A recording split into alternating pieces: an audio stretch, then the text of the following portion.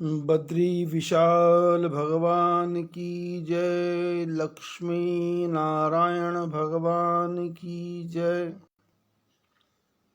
रामचंद्र भगवान की जय। कृष्णचंद्र भगवान की जय।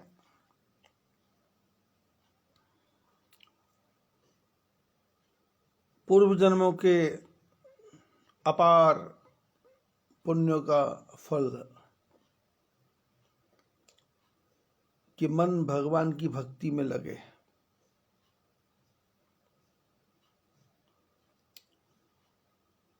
वैसे तो ये मन लगता नहीं है,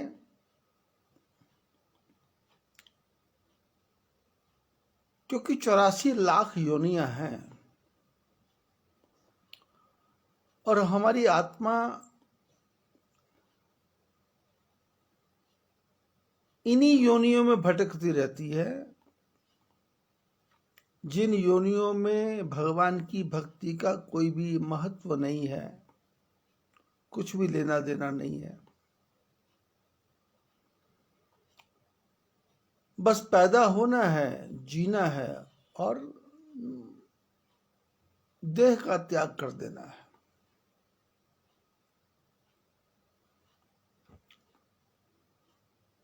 जीवन का कोई उद्देश्य नहीं है। पशु, असुर, देवता भी हो तो भी,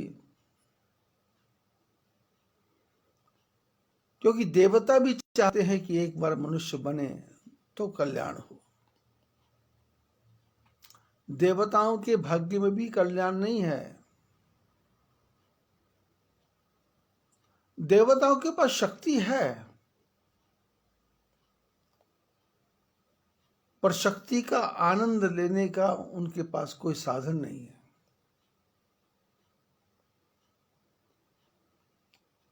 परमात्मा ने मनुष्य का शरीर इतना उत्तम बनाया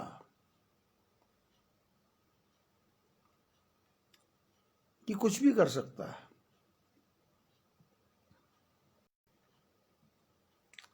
जय विजय भगवान के द्वारपाल है।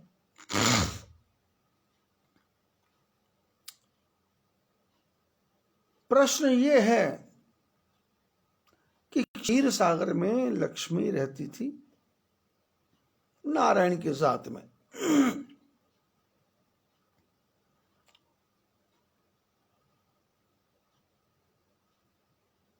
अब वैकुंठ में गई या नहीं अपने प्रसंग का विषय नहीं है। अपने प्रसंग का विषय तो ये है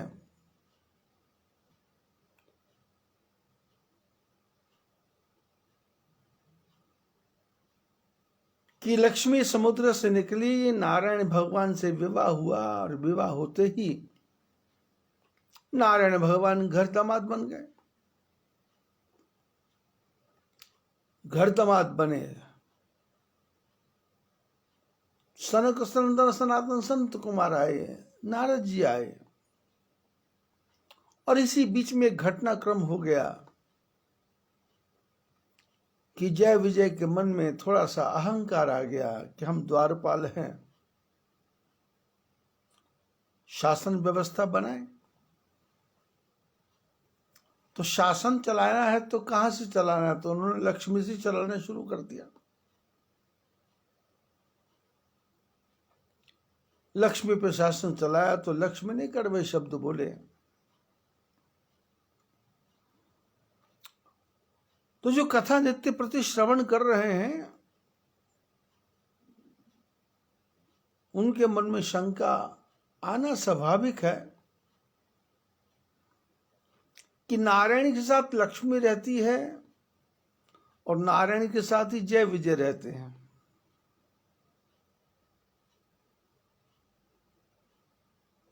नारायण के साथ जय विजय रहे, वो नहीं सुधर पाए। नारायण के साथ गरुड़ भगवान रहे, वो नहीं सुधर पाए। नारायण के साथ नारद जी रहे, वो नहीं सुधर पाए। नारायण के साथ लक्ष्मी रही, वो भी नहीं सुधर पाई। शंकर भगवान के साथ सती रही, वो भी सुधर नहीं पाई। ये सब कारण क्या है?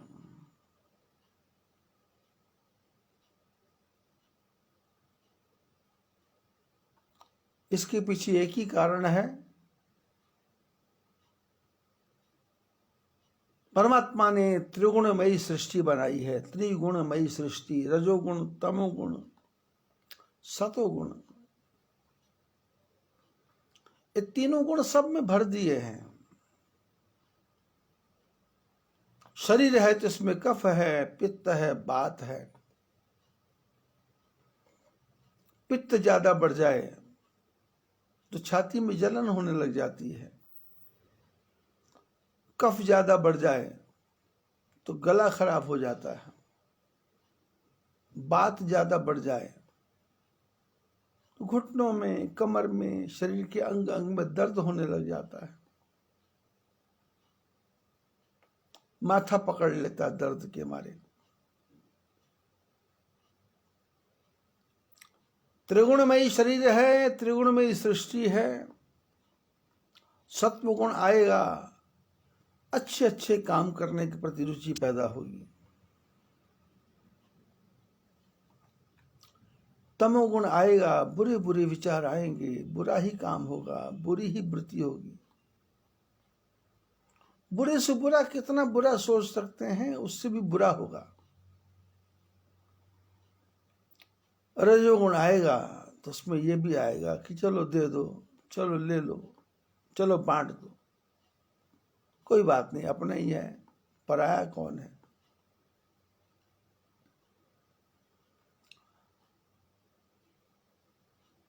लक्ष्मी ने जय विजय पे क्रोध किया, लक्ष्मी ने कड़वे शब्द बोले, पिछली कथा में आपने सुना। उसके पीछे कारण क्या है कि लक्ष्मी समुद्र में से पैदा हुई है। समुद्र खा है, समुद्र का पानी आप पी नहीं सकते। समुद्र में नहाने से भी आपके शरीर में नमक लग जाएगा। दोबारा फिर आपको गोवा में जाएं, चेन्नई के तट पर जाएं, जगन्नाथ के तट पर जाएं, समुद्र किनारे बॉम्बे के तट पर जाएं, अंडमान निकोबार जाएं, इन सारे तटों पर मैं घूमा हुआ हूं। कभी कभी लोगों के कहने से स्नान भी करना पड़ जाता है, देख लेते हैं भाई नहा लो, लेकिन वो कोई लाभ नहीं। एक दिखावा है, एक शोषा है, एक ओवर एक्टिंग है, एक ओवर रिएक्ट है, लेना देना कुछ नहीं। वहां नहाओ, फिर कमरे आके फिर नहाओ।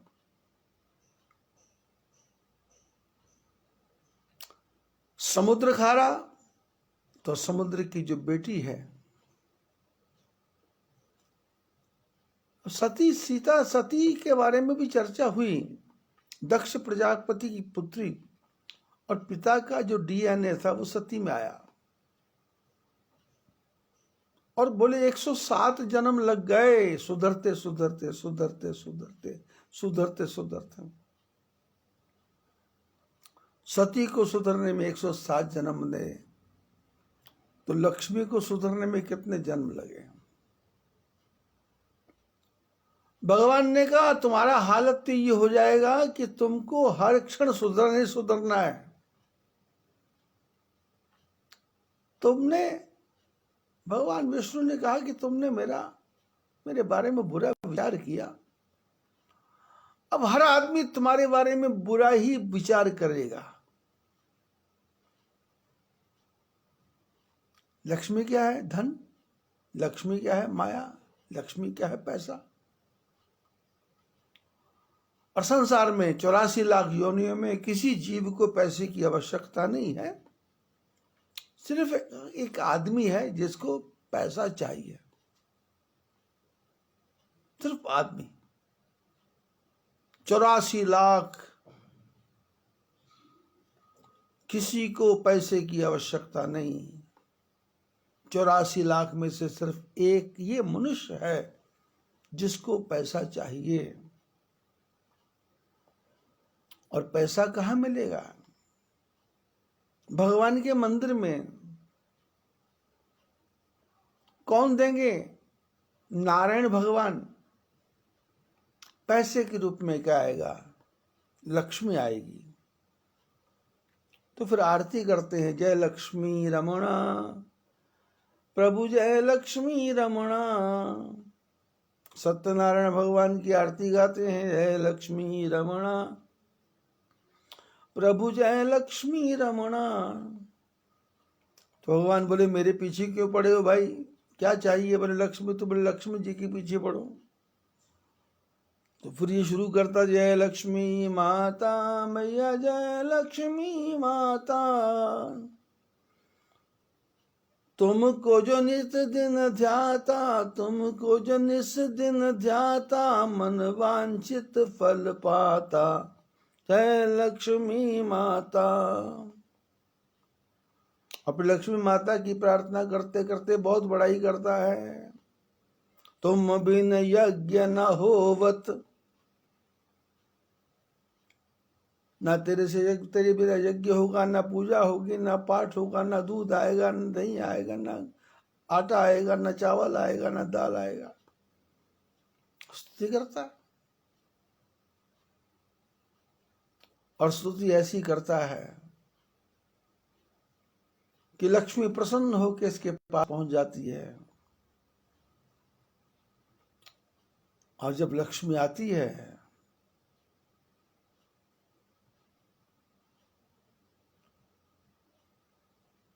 तो लक्ष्मी की जो मादकता है, लक्ष्मी का जो मद है, लक्ष्मी का जो नशा है, वो मनुष्य के दिमाग में चढ़ जाता है। कनक कनकते 100 गुनी, मादकता अधिकाय,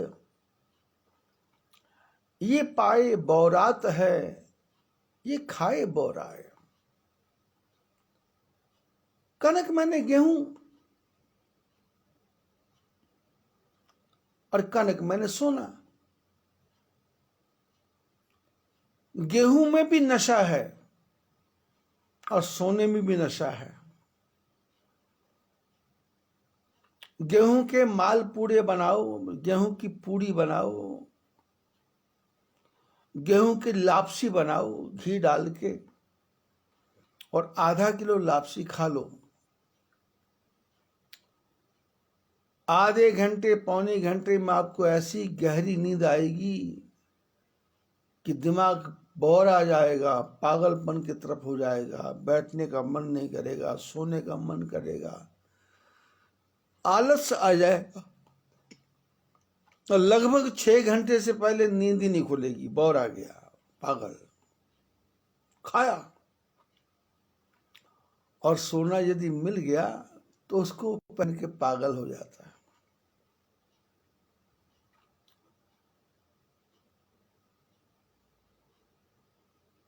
नाचते समय सोने, यदि लंबा गाउन पहना है ना, लंबा गाउन पहना है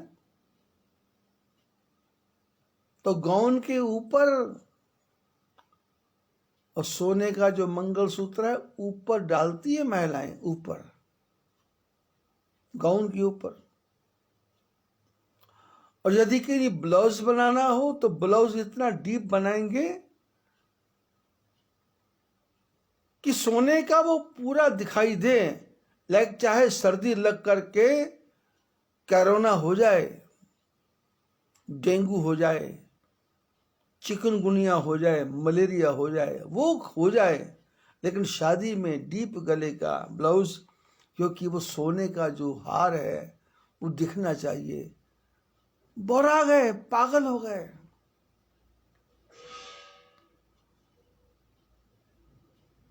आदमी मोटे मोटे नेकलेस,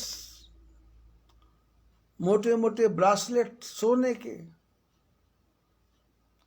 और वो भी लटकता हुआ दिखाई देना चाहिए, ढीला ढीला दिखाई देना चाहिए, हाथ पे पड़ा दिखाई देना चाहिए। मैंने तो कई महापुरुषों को भी देखा है, और रेडियो पे, टीवी पे, वो व्हाट्सएप पे, यूट्यूब पे आता रहता है। 5 किलो सोना पहनता है महात्मा, 10 किलो सोना पहनता है। ये लक्ष्मी है ही ऐसी। लक्ष्मी क्या है? समुद्र की पुतली है, और समुद्र खारा है। तो लक्ष्मी है, पर स्वभाव क्या खारा है, मिठास नहीं है। जिसके घर में भी लक्ष्मी आ जाती है उसकी मिठास उड़ जाती है। जिसके परिवार में भी लक्ष्मी आ जाती है उसको अहंकार आ जाता है। जिसके परिवार में भी धन ज्यादा आने लग जाता है उनकी अकड़ बढ़ जाती है। हमारा खाते हैं, हमारा पहनते हैं, देवर को बोल देंगे, जेठ को बोल देंगे, किसी ना किसी बहाने बनाएंगे। हमने बड़ा भारी गार्डन लिया है, हमने बड़ा भारी मॉल लिया है, हमने बड़ा भारी फॉर्म लिया है, वहां पर 20 करोड़ का मकान बन रहा है, 30 करोड़ का मकान बन रहा है। ऐसी कड़वी कड़वी, खारी खारी, गंदी गंदी बातें करेंगे जो दूसरे के मन में चुभे। लक्ष्मी का स्वभाव नहीं, लक्ष्मी का डीएनए है। खारा समुद्र। लक्ष्मी नारायण के साथ आ गई, पर वैकुंठ में जाने का तो सौभाग्य लक्ष्मी को मिला ही नहीं। थोड़ा सा 2-4 दिन के लिए गए होंगे, दोबारा फिर आ गए क्षीर सागर में। क्योंकि शास्त्रों में लिखा है, आसारे खलु संसारे सारम ससुर मंदिरम। इस असार संसार में, इस झूठे संसार में सबसे बढ़िया रहने की जगह कौन सी है? बोले सबसे बढ़िया जगह है अपने ससुर जी का घर।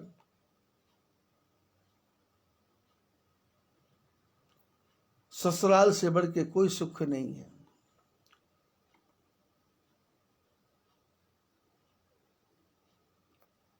मैंने देखा है कई गांव की परंपरा है, कई कई गांव तो जवाइयों के गांव है, दामादों के गांव। लड़कियां ऐसा समझा के रखती हैं कि अपने पति को वहां से जाने नहीं देती। बस दामाद का काम, दामाद मायके में आके रहेगा, लड़की के मायके में आके। तो गांव दामादों के, मोहल्ले दामादों के, जवाइयों के, जमाइयों का मोहल्ला बोलते हैं। सारे जवाई जवाई है।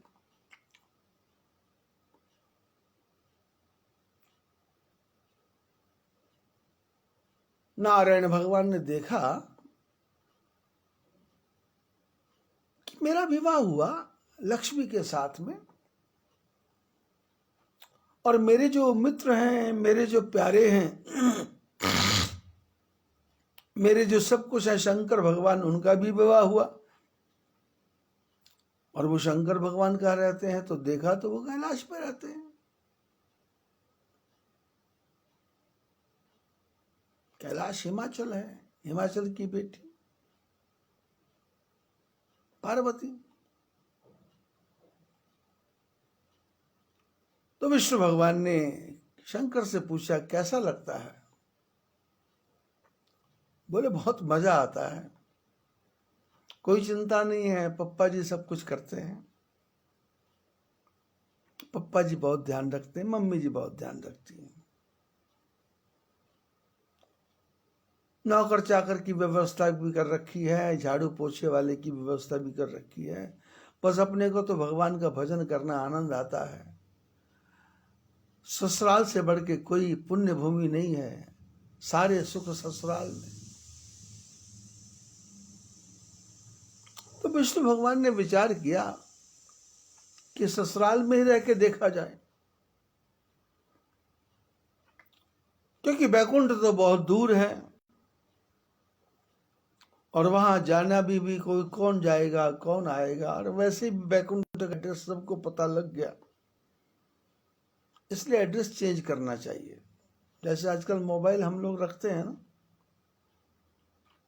यदि मोबाइल का नंबर सबको मालूम पड़ जाए तो फिर हम लोग क्या करते हैं, साइलेंट पे रखने लग जाते हैं।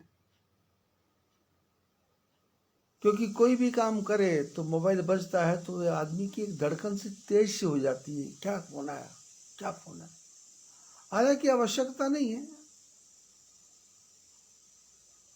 पर एक तो यहां बैठे हैं उन लोगों को दिखाना है कि मेरे पास मोबाइल है। दूसरा, मेरे को इतने लोग फोन करते हैं इसके बारे में भी लोगों को बताना है। मेरे को इतने लोग चाहते हैं इसके बारे में भी बताना है। फिर मोबाइल करते समय मैं किस प्रकार से लोगों को पागल बनाता हूँ, झूठा बनाता हूँ, झूठ बोलता हूँ, ये भी लोगों को बोल के दिखाना कि मैं यहाँ बैठे बैठे बता सकता हूँ कि मैं दिल्ली हूँ, मैं यहाँ बैठे बैठे बता सकता हूँ मैं पाकिस्तान में हूँ, मैं यहाँ बैठे बैठे बता सकता हूँ मैं तो मलेशिया में हूँ, मैं यहाँ बैठे बैठे बता सकता हूँ मैं तो बर्मा में हूँ। लेकिन ये बताता था तो टेक्निक बढ़ गई, तो वहां तो ट्रू कॉलर आ गया। आप बोलेंगे उसके पहले वो बता देगा कि आप इस समय गुजरात के अंकलेश्वर में हो। बोलते रहो झूठ, लेकिन स्वभाव तो नहीं गया। अब पसार पसर गया तो बातें ज्यादा होने लगी, तो बोले साला किसका फोन आ रहा, बंद करो, बट डिस्टर्ब करते हैं। ऐसे ही बोलते हैं गुस्से में, साला ही बोल देते। अब इनको पता नहीं कि साला होता क्या है, बस डायरेक्ट ही साला। साला होता क्या पता नहीं, सुना था साला, शादी कभी की नहीं तो साला काहे का हो गया। भगवान विष्णु विचार करते हैं कि चलो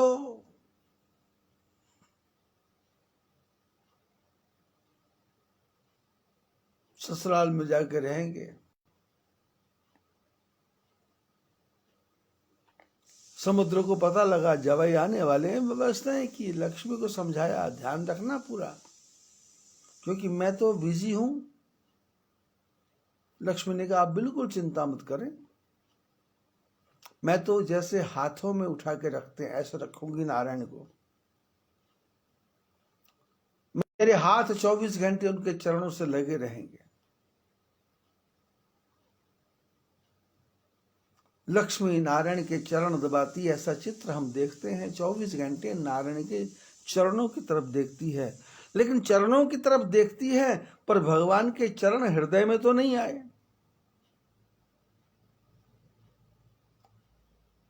अब भगवान के चरण थोड़े से भी हृदय में आ जाते तो कड़वी भाषा नहीं बोलनी पड़ती,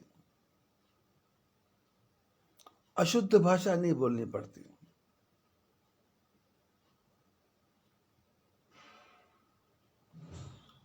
अच्छे लोगों का संग करेंगी, अच्छे लोगों के साथ बैठेंगे, अच्छे लोगों से वार्ता करेंगे, अच्छी बातें सुनेंगे, अच्छी बातें समझेंगे और उन बातों को जब तक हृदय में ग्रहण नहीं करेंगे तो फिर ये सब समय बर्बाद करने से कोई लाभ नहीं है।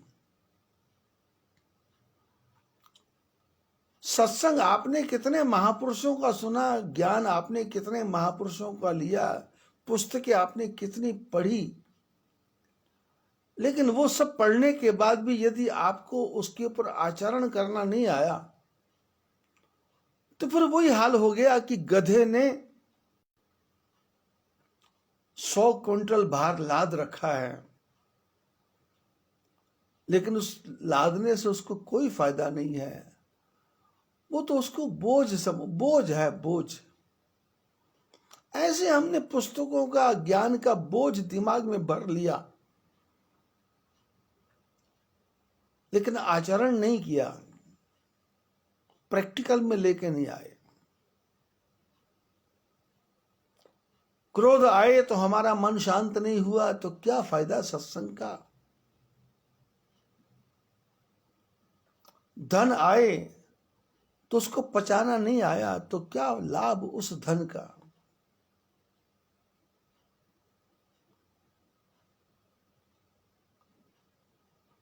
अब मेरे ही जीवन की घटना है।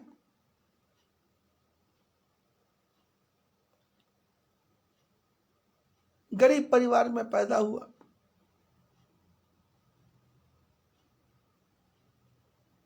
भोजन तो मिलता था,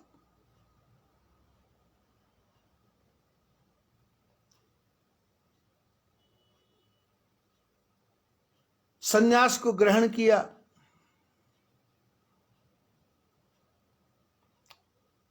पैसा,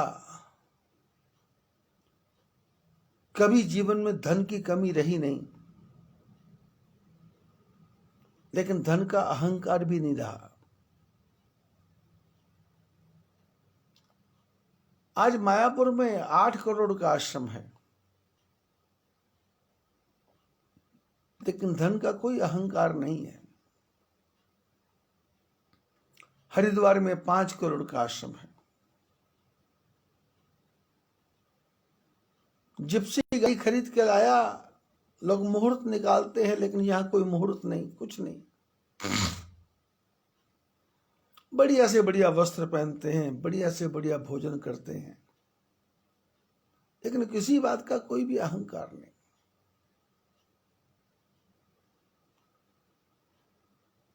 मनाली में जमीन है,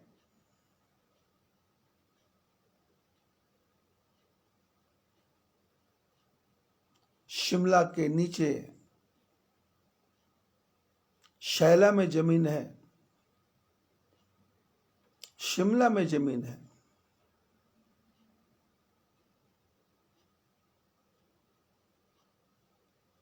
अब तो केरल में भी जमीन है, लेकिन अहंकार किस बात का। ठाकुर जी ने दिया है, सिंपल रहना है। और जिस कमरे में मैं रहता हूं वो कमरा 10 बाई 10 का है। एक डबल बेड लगा हुआ है, 3 लकड़ी के बेंच लगा रखे हैं, उस पर दवाइयां रखी हैं, एक हीटर लगा रखा है।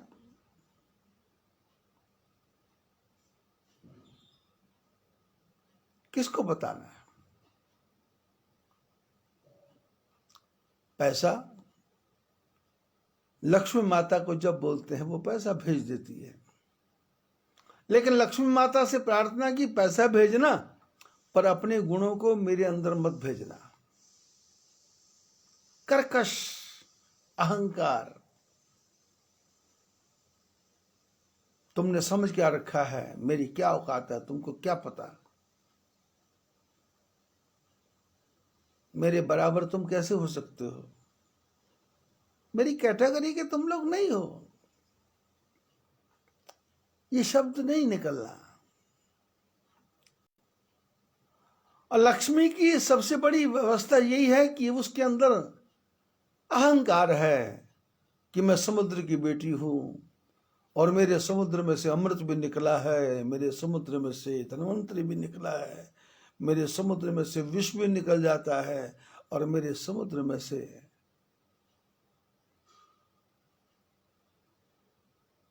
कामधेनु भी निकल जाती है। लक्ष्मी है कौन? लक्ष्मी के भाई का नाम क्या है? जहर। जहर। जिसका भाई ही जहर जैसा हो, उसका डीएनए क्या होगा। ये तो नारायण की कृपा थी, समुद्र मंथन करवाया, और समुद्र मंथन करवा करके पहले कचरा कचरा कचरा कचरा कचरा कचरा निकाला। सबसे पहले तो मनुष्य के जीवन में जहर भरा हुआ है। हर मनुष्य के जीवन में बिच्छू में दिखाई देता है, सांप में दिखाई देता है,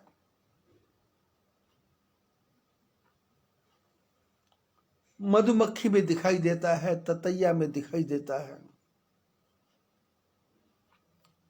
जहर वाले जानवरों में दिखाई देता है, पर मनुष्य एक ऐसा पशु है, इसके अंदर जहर कहां छुपा है पता ही नहीं है। ये जीभ से भी डंक मार सकता है, ये आंख से भी डंक मार सकता है, ये सांस से भी डंक मार सकता है, ये हाथ से भी डंक मार सकता है, ये शब्दों से भी डंक मार सकता है, ये अपने विचारों से भी डंक मार सकता है। सांप के डंक मारने का इलाज है, बिच्छू के डंक मारने का इलाज है, पर आदमी के डंक मारने का तो इलाज ही नहीं है।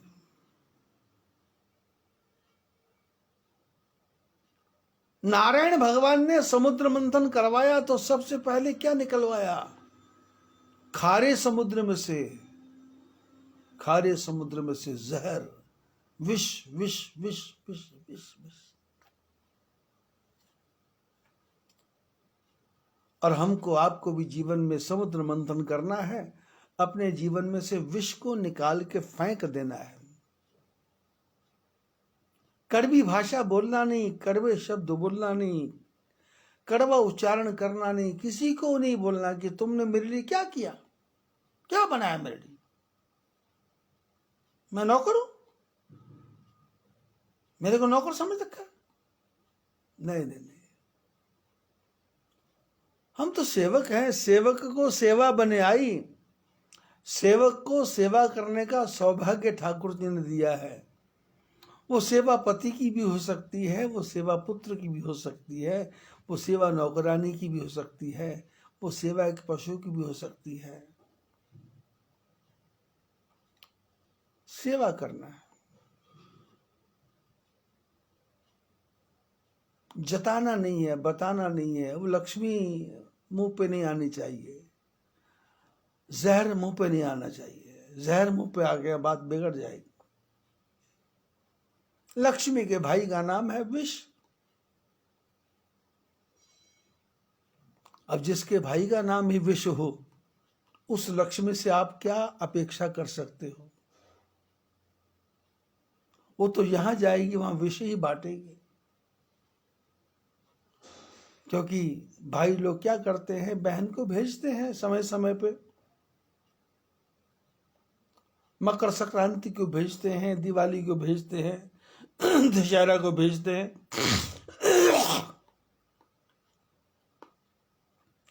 ये कुप्रथा हमारे भारत में बहुत ज्यादा है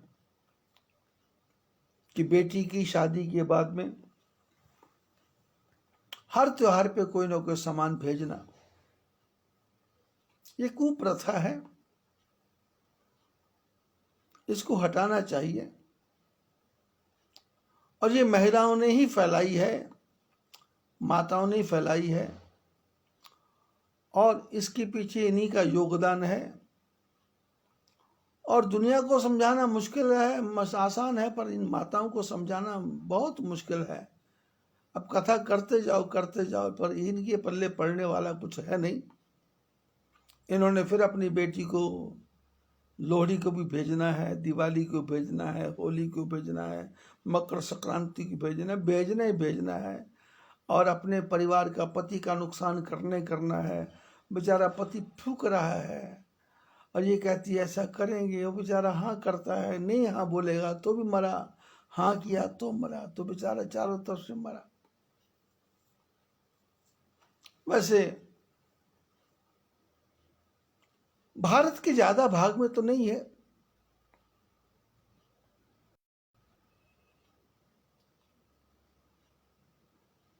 अब भाई लोग बहनों को भेजते हैं तो लक्ष्मी के भाई का नाम क्या है? जहर। अब भाई बहर को क्या भेजेगा? जहर। समुद्र खारा, भाई जहर। चंद्र निकला था तो शंकर भगवान को दे दिया, इनके पास रहा ही नहीं। लेकिन वो चंद्र क्या करता है? समुद्र से चंद्रमा बाहर तो निकल गया, आसमान में चला गया चंद्रमा, लेकिन पिता से प्रेम कम नहीं हुआ चंद्रमा का। समुद्र अपने चंद्रमा को देख करके कभी खुश होता है, कभी रोता है, कभी खुश होता है, कभी रोता है, कभी प्रसन्न होता है तो ज्वार आता है, ज्वार, उमंग आती है, लहरें उछलती हैं, पानी ऊपर ऊपर ऊपर ऊपर ऊपर ऊपर, चंद्रमा को देख के पानी ऊपर ऊपर ऊपर ऊपर। पूर्णिमा का चंद्रमा हो तो ज्वार आता है, और पूर्णिमा का चंद्रमा थोड़ा कम हुआ तो भाटा आता है, पानी कम होता है। समुद्र देखता है मेरा बेटा आसमान में कितना ऊंचा और कितना चमक रहा है। खुशी के मारे समुद्र पुत्र की तरफ देखता है, चंद्र की तरफ देखता है, ज्वार आता है। और जब देखता है कि इसकी कला, पूर्णिमा से चतुर्दशी हो गई, कला कम हो गई, बोले इसका तेज कम हो गया, मेरा बेटा कमजोर होने लग गया, तो समुद्र भी, बाप भी कमजोर होने लग जाता है, भाटा आ जाता है।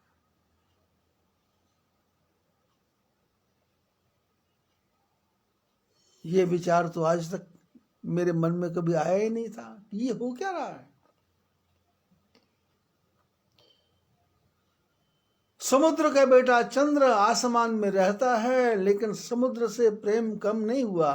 बेटा तो अलग निकल गया, लेकिन बाप की ममता ऐसी है कि चंद्र को देख के समुद्र खुश होता है और चंद्र को देख के समुद्र दुखी होता है।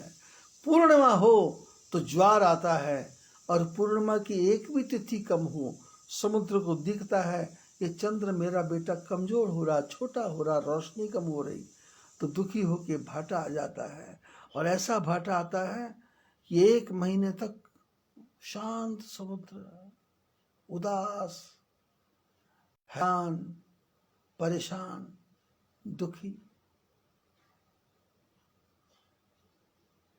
समुद्र की बेटी लक्ष्मी, समुद्र का भाई चंद्र,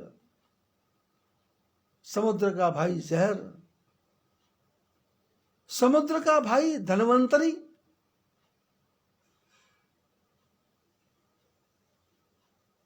वैद्यराज,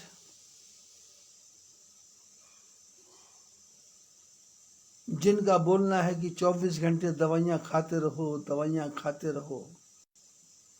शरीर को हृष्ट पुष्ट करना है तो भी दवाई खाओ, शरीर को साफ करना है तो भी दवाई खाओ, कफ को हटाना है, पित्त को हटाना है, वात को हटाना है तो भी दवाई खाओ, संतान की वृद्धि करना है दवा तब तो भी दवाई खाओ, संतान को मारना है तो भी दवाई खाओ, अच्छा रहना है तो दवा, बुरा रहना है तो दवा, नहीं तो फिर पड़ोसी का गला दवा, अपना गला दवा, दवा नहीं तो फिर कुछ नहीं। आपने देखा होगा कि संसार में लोग कितनी दवाई खाते। कोई भी परिवार ऐसा नहीं है जिनके घर में 3000 से कम की दवाई आती हो। 3000 से कम की दवा आती हो, दवा आएगी आएगी।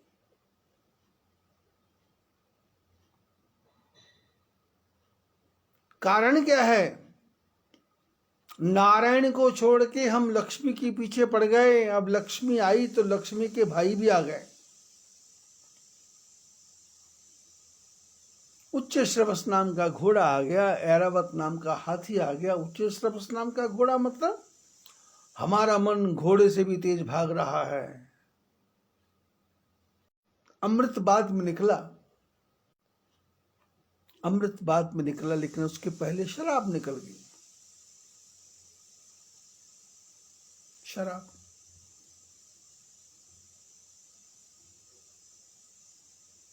नारायण भगवान ने मोहिनी का रूप बनाया और शराब पिला दी राक्षसों को।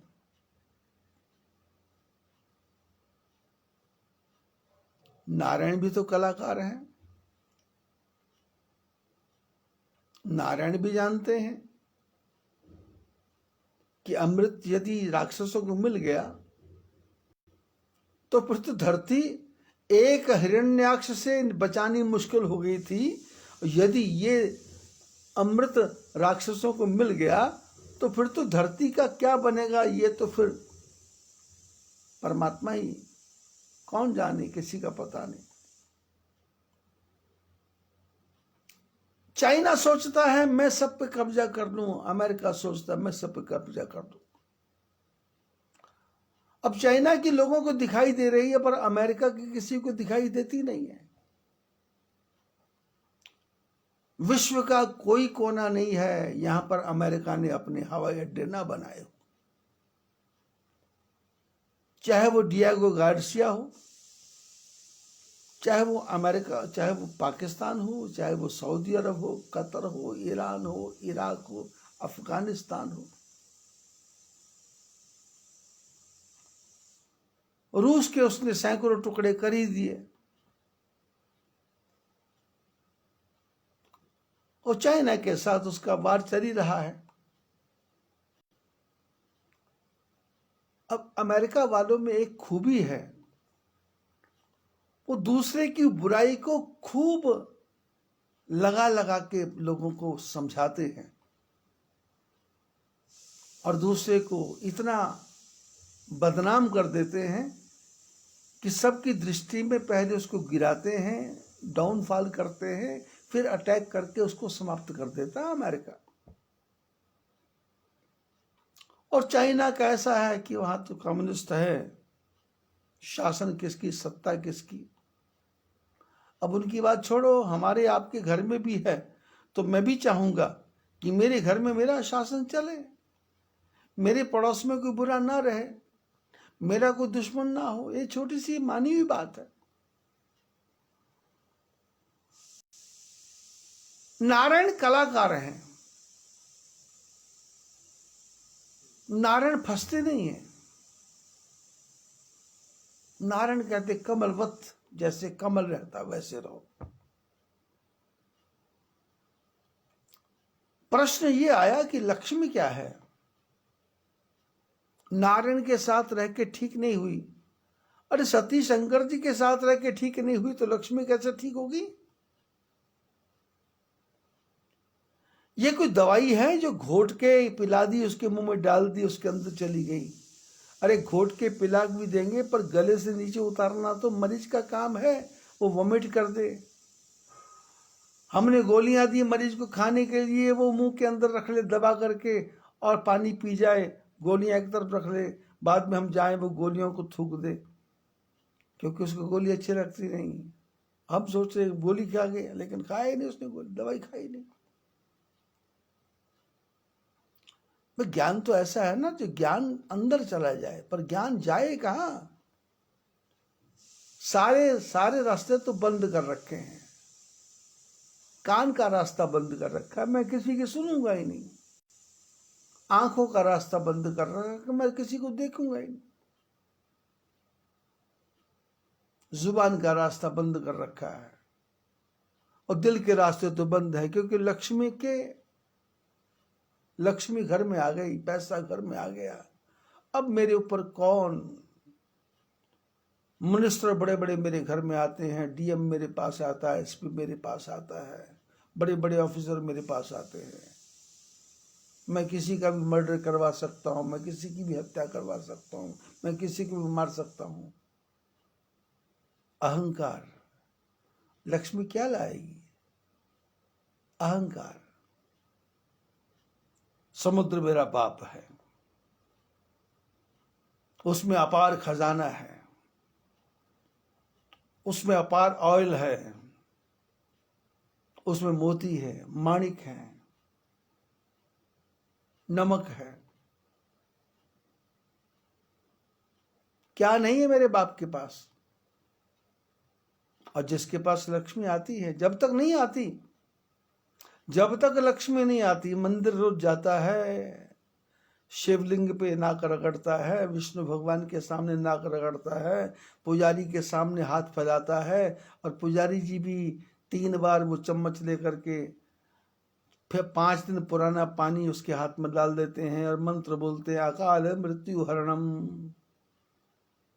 सर्व व्याधि विनाशनम विष्णुपादोदकम पित्वा पुनर्जन्म न विद्यते। पंडित जी, जजमान गरीब है, 1 पैसा भी चढ़ाता नहीं है, मंदिर में रोज आता है, तो पुजारी जी देखते हैं कि ये ना आए तो ठीक है, ये काहे को आता है, इसके आने से क्या फायदा, ये आता है तो टाइम भी खराब करता है, आधे आधे घंटे हनुमान चालीसा पढ़ता है, 1 घंटे राम राम करता है, पैसा वैसा तो चढ़ाता नहीं, ये ना आए तो ठीक है, तो इसको क्या करे। पेड़ा तो पुजारी कभी देता ही नहीं है, फल तो कभी इसको देता ही नहीं है, और ये बैठे बैठे देखता रहता है। पुजारी जी के पास पेड़े भी आ रहे हैं, फल भी आ रहे हैं, केले भी आ रहे हैं, सेब भी आ रहे हैं, संतरे भी आ रहे हैं, माल्टे भी आ रहे हैं, लेकिन वो जाते कहाँ हैं, कुछ पता चलता नहीं, क्योंकि पुजारी देख रहा है ये जो आ रहा है 2 पैसे कभी चढ़ाए नहीं, तो उसको देना क्या। तो बोले इसको ऐसा करो, 5 दिन पुराना चरणामृत दे दो। बोले 5 दिन पुराना चरणामृत क्यों दे रहे हैं। बोले इसलिए दे रहे हैं कि इसको फूड पॉइजन हो जाएगा, ये मर जाएगा। तो बोले पर मंत्र तो आप पढ़ रहे हैं अकाल मृत्यु हरणम। बोले मैं मंत्र पढ़ रहा हूं, अकाल मृत्यु हरणम पढ़ रहा हूं, पर मेरे मन में है कि इसकी अकाल मृत्यु हो जाए, ये मर जाए। अच्छा, क्योंकि सुधार तो हुआ नहीं, और इसमें सुधार होगा भी कैसे। जो 3-3 घंटे पूजा में या वेस्ट कर रहा, सुधार होगा कैसे। अरे उठ के काम कर, मेहनत कर, मजदूरी कर, सवेरे अखबार बांट, दिन भर कपड़े की दुकान पे काम कर, चाय की दुकान के काम कर, किसी काम धंधे वाले के साथ लग जा, किसी से काम सीख ले। पर ये तो यहीं बैठा है, अब यही बैठा है, इसको लक्ष्मी आएगी कहाँ से, नहीं आएगी।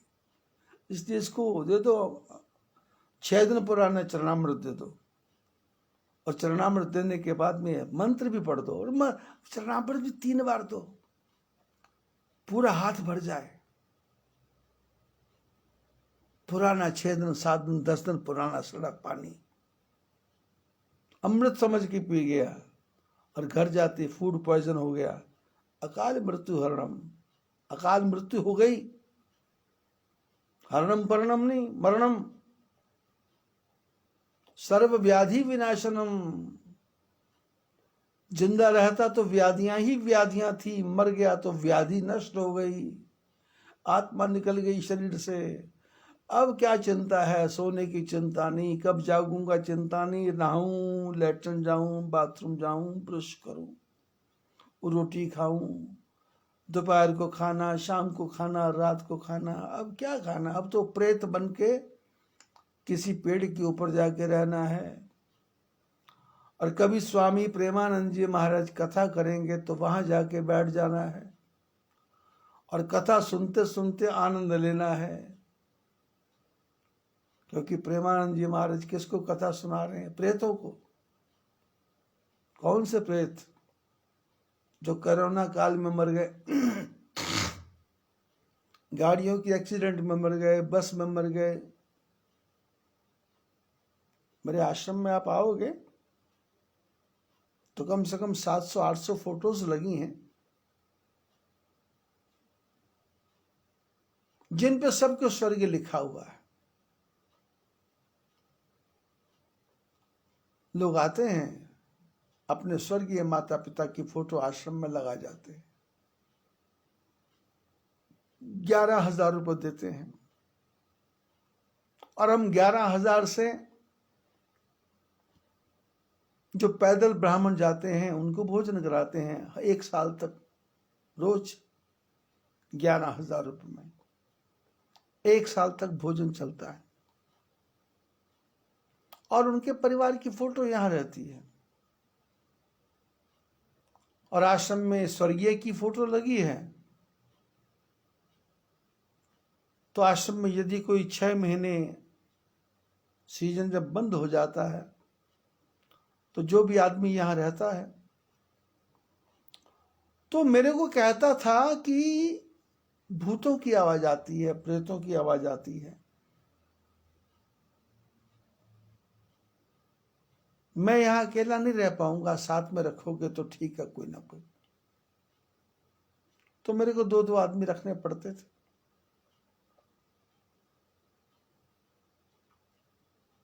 लेकिन ये कोरोना काल आया तो संसार की हालत ये हो गई कि मरने वालों की तो गिनती ही नहीं है।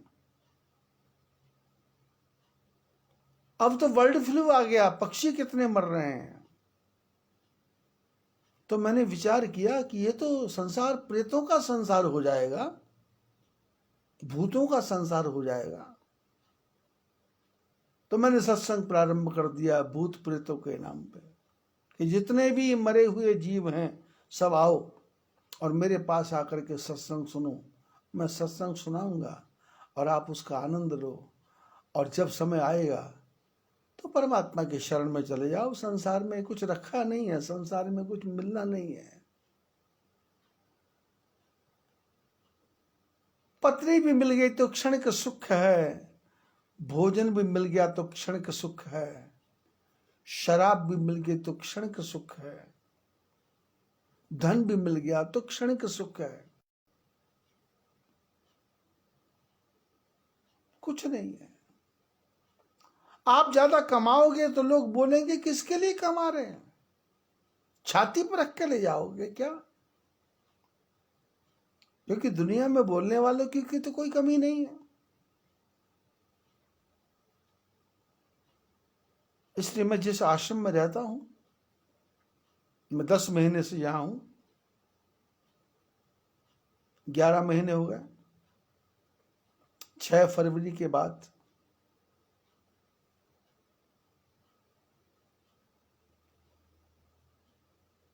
इस गांव में, यहां मैं रह रहा हूं, इस गांव में किसी को नहीं पता कि मैं आश्रम में हूं।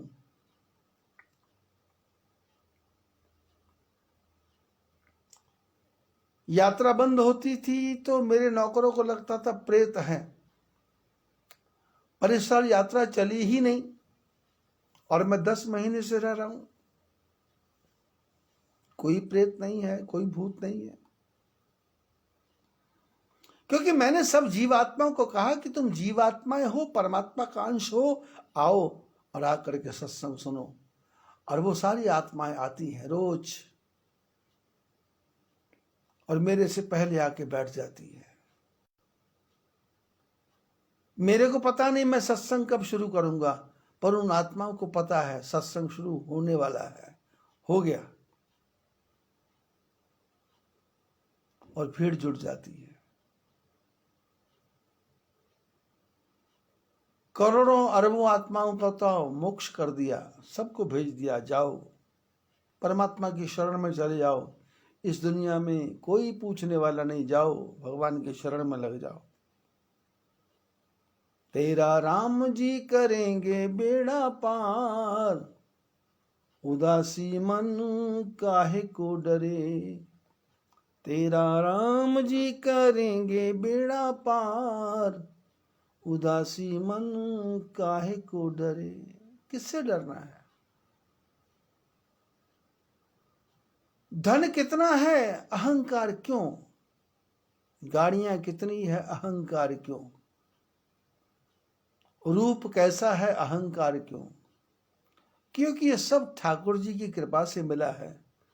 लेकिन मुसीबत ये है कि पैसा पास में ना हो तो मंदिर भी जाएगा, पूजा भी करेगा, पाठ भी करेगा, सब कुछ करेगा, लेकिन जैसे पैसा आ गया सबसे पहले मंदिर जाना बंद।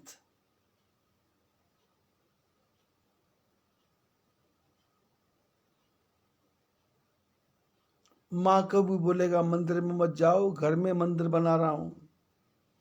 पत्नी को बोलेगा बाहर निकलना नहीं, बदमाश घूम रहे हैं, अपहरण हो जाएगा। बेटों को कह दिया बाहर जाना नहीं, अपहरण हो जाएगा। इतना भय। लक्ष्मी नहीं थी तो परेशान था, लक्ष्मी आ गई तो परेशान।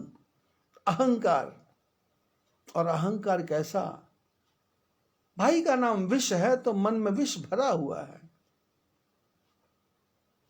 अनमा भाई है तो इसी प्रकार से हमारी भी परिस्थिति है कि कब हम गिर जाएंगे, कब हम ऊपर उठ जाएंगे, कुछ पता नहीं। खुश हो गए तो बांटना शुरू कर दिया, और नाराज हो गए तो डांटना शुरू कर दिया।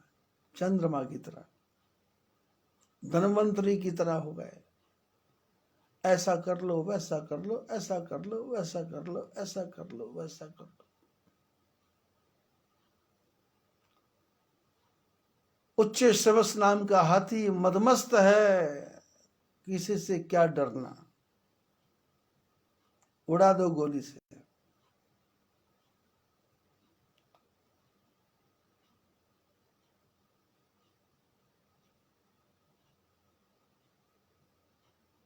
और मस्त घोड़े, उच्च श्रवस नाम का घोड़ा, मन घोड़े से भी तेज भाग रहा है। ये भी कर लूं, ये भी कर लूं, ये भी कर लूं, ये भी कर लूं। बाप खारा है, लक्ष्मी खारी। और परिणाम क्या हुआ? घर आए नारायण, उनको घर से बाहर निकालने की व्यवस्था कर दी। निकाला, स्वयं नहीं कहा जाओ, लेकिन माहौल ही ऐसा बना दिया कि आदमी टिक ही ना पाए। घर में बहुएं क्या करती हैं? सास ससुर के पास नहीं रहना पड़े तो 400 प्रकार के पाखंड करती हैं, पति में भक्ति दिखाती हैं, और सास की कमी निकालती हैं, ननद की कमी निकालती हैं, ससुर की कमी निकालती हैं, और ऐसे ऐसे शब्दों का प्रयोग करते हैं कि पति को लेकर के बाहर चली जाती है।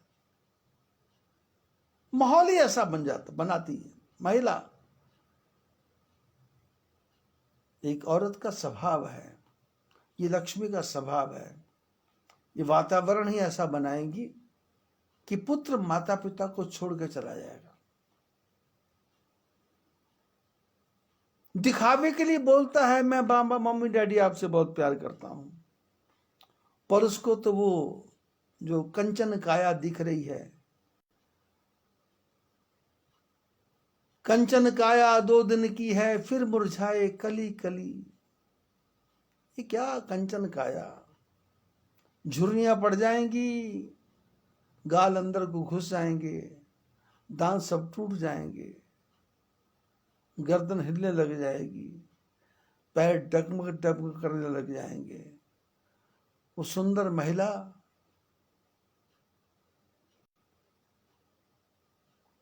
किस काम की? सुंदर पुरुष किस काम का?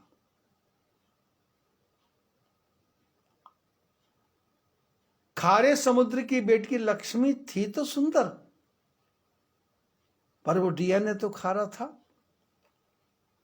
और खारे ने क्या खारापना किया? क्या खारापना किया? जय विजय ने कुछ बोला तो उसको जाकर के घर में बताया नहीं, लेकिन समझती सब है, इतनी जोर जोर से बोले होंगे तो विष्णु भगवान ने जरूर सुना होगा, और इसने भी जोर जोर से बोला होगा, तो विष्णु भगवान कोई बहरे हैं क्या? अपनी तरफ से तो बीज बो दिया। समझने वाले समझ गए, जो ना समझे वो अनाड़ी। लक्ष्मी ने तो अपना काम कर दिया, लेकिन खारापना कैसा किया कि जय विजय जो बैकुंठ में रहने वाले थे, थोड़ी सी गलती से ममता के कारण भगवान विष्णु के पास आ गए थे, उसको ऐसा गिराया, ऐसा गिराया, और विष्णु भगवान को भी ऐसा गिराया कि बैकुंठ छोड़ के तुमको समुद्र अच्छा लगता है तो चलो समुद्र जिसके ऊपर बहता है उस धरती पे चले जाओ। समुद्र जिस धरती पे रहता है, अब समुद्र से उतरो, धरती पे जाओ, और धरती में भी सुअर बनो, नृसिंह बनो, राम बनो, कृष्ण बनो, कल्कि बनो, कैरोना अवतार बनो। कोई बोलता है गांधी भी अवतार था, कोई बोलता है नेहरू भी अवतार था, कोई बोलता गॉडसे भी अवतार था।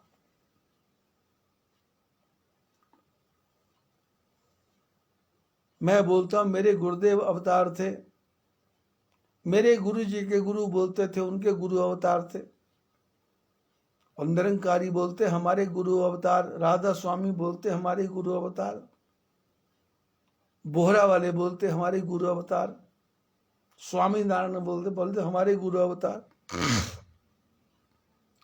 अब लक्ष्मी ने अवतार भगवान नारायण के अवतार की इतनी दुर्दशा की कि भगवान को टुकड़ों टुकड़ों में बांट दिया, टुकड़ों टुकड़ों में बांट दिया।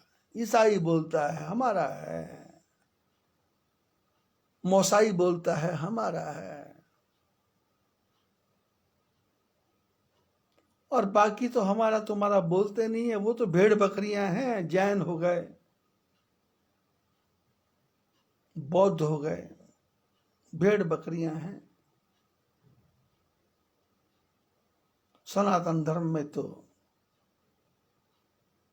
एक लक्ष्मी के यहां पर आने से नारायण भगवान की ये दुर्दशा हुई कि नारायण भगवान को टुकड़ों टुकड़ों में जीवन जीना पड़ा, टुकड़ों टुकड़ों में जीवन जीना पड़ा। और बेचारे जो दो नौकरी करने आए थे नौकर, उनकी भी वो दुर्दशा की माता जी ने कि उनका भी जीना हराम हो गया। टिक नहीं पाएंगे नौकर, टिक नहीं पाएंगे।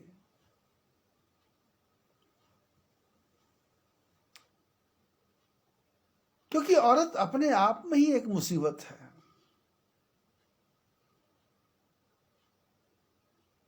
औरत अपने आप में एक प्रकार से बला है। मैं किसी महिलाओं के बारे में बुरी बात नहीं कर रहा, मैंने विचारणीय प्रश्न है कि वैकुंठ में रहने वाले नारायण को जो धरती पे उतार दे, समुद्र पे उतार दे और समुद्र से कहां फेंक दे। कल चर्चा हुई थी किसी से कि लक्ष्मी नारायण के साथ रही, कारण क्या था। वैसे मैं तो आगे बढ़ना चाहता था, भगवान के द्वारपालों की कथा थोड़ी आगे बढ़ा के मैं चाहता था, पर पौष महीना है,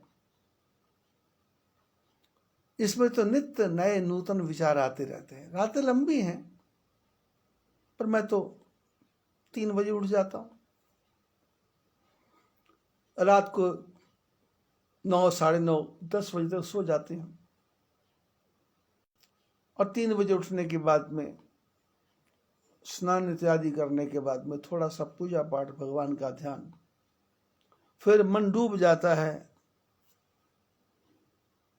कि कथा करनी है, और कथा सुनानी किसको है। विश्व में जितने भी जीवात्माएं भटक रही हैं उन सब के कल्याण के लिए, चाहे वो किसी के रूप में भी हो। सत्संग चल रहा है, आनंद आ रहा है, और पौष मास की कथा को भी आज 26वां दिन हो गया, और आज 26 जनवरी भी है, गणतंत्र दिवस है। पता नहीं आज गणतंत्र बनेगा, गणतंत्र, गोलीकांड होगा, क्या होगा। बहुत सुलझे हुए नेता लोग बैठे हैं देश की गद्दी पे, संभाल लेंगे, परमात्मा की कृपा से संभाल लेंगे, कुछ ठीक हो जाएगा। नहीं तो पाकिस्तान और चाइना वाले बहुत ही ताना बाना बुन रहे हैं भारत को बर्बाद करने के लिए। लेकिन आप जो लोग कथा सुन रहे हो, जीवित आत्मा, अब जो भूत प्रेत मरे हैं, वो जो कथा सुन रहे उनको तो मैं कुछ नहीं बोल सकता, पर कल रात को मेरे मन में आया था कि जितने भी ये भूत प्रेत घूम रहे हैं उनको बोलता हूं, भाई बैंक वालों को जाके बोलो बाबा जी के पास पैसा पहुंचाओ, खर्चा पानी भी करना है। पर उन्होंने कहा कि हमसे क्यों बोलते हो, ये जो आपके सत्संग सुनते हैं हर महीने भेज रहे थे, इन्होंने भेजना बंद क्यों कर दिया। अब उनको भी पता लग गया, भूत प्रेतों को पता लग गया कि आप लोगों ने जो हर महीने भेजते थे भेजना बंद कर दिया। तो मैंने कहा भाई तुमको कैसे पता लगा। बोले हम तो घट घट की जानते हैं, आपके बैंक में जो पैसा आता है हमको पता लग जाता है, इतना आ गया इतना आ गया। भूत प्रेत बोल रहे थे। तो अब आपसे प्रार्थना कर सकते, बिजली का बिल तो हर महीने आता है, पानी का बिल भी हर महीने आता ही है,